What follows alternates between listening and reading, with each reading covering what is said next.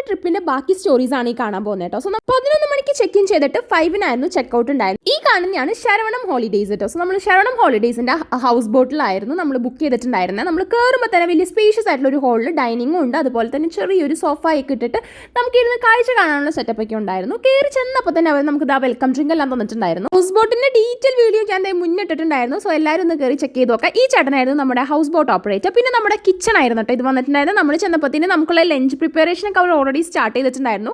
എന്തായിരുന്നു house boat special lunch menu എന്നൊക്കെ ഞാൻ ഓൾറെഡി നമ്മുടെ യൂട്യൂബിൽ വീഡിയോസ് ഒക്കെ ഇട്ടിട്ടുണ്ട് കേട്ടോ. സോ സംഭവം അടിപൊളിയായിരുന്നു. ഞങ്ങൾ പിള്ളേരെല്ലാം ആദ്യം ആലോചിച്ചത് എന്താണെന്ന് വെച്ചാൽ ഈ 11 മണി തൊട്ട് 5 മണി വരെ നമ്മൾ എങ്ങനെ ഈ ബോട്ടിൻ്റെ ഉള്ളിൽ സമയം സ്പെൻഡ് ചെയ്യുന്നതായിരുന്നു. പക്ഷെ പെട്ടെന്ന് സമയം പോയിട്ടോ ഒരു മടുപ്പുണ്ടായിരുന്നില്ല.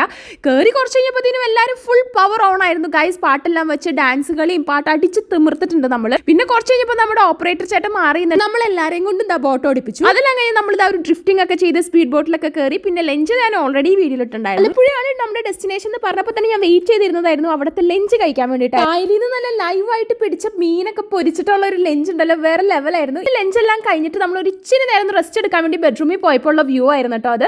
പിന്നെ ഇവിടുത്തെ ഹൗസ് ബോട്ട് ഉണ്ടല്ലോ, പല തരത്തിലുള്ള ഹൗസ് ബോട്ടുകൾ ഉണ്ടെന്ന് ആ ചേട്ടൻ പറഞ്ഞപ്പോഴുണ്ട്. ഞെട്ടിപ്പോയി. ലിഫ്റ്റും സ്വിമ്മിംഗ് പൂളൊക്കെ ഉള്ള ഹൗസ് ബോട്ട് വരെ ഉണ്ട് കേട്ടോ. ടിക്കറ്റായി കഴിയുമ്പോഴത്തേനും രണ്ട് സൈഡിൽ മീൻ പിടിക്കാനൊക്കെ ചേച്ചിമാരും ചേട്ടന്മാരൊക്കെ വന്നു നിൽക്കും. അങ്ങനെ കാഴ്ചകളൊക്കെ കണ്ട് നമ്മൾ 5 മണിയായത് അറിഞ്ഞു പോലും ഇല്ല. നല്ല അടിച്ച് പൊളിച്ച് നമ്മൾ തിരിച്ചു പോവാണ് കേട്ടോ. സോ ഇത്രയൊക്കെയുള്ളൂ നമ്മുടെ ആലപ്പുഴ വ്ളോഗ്.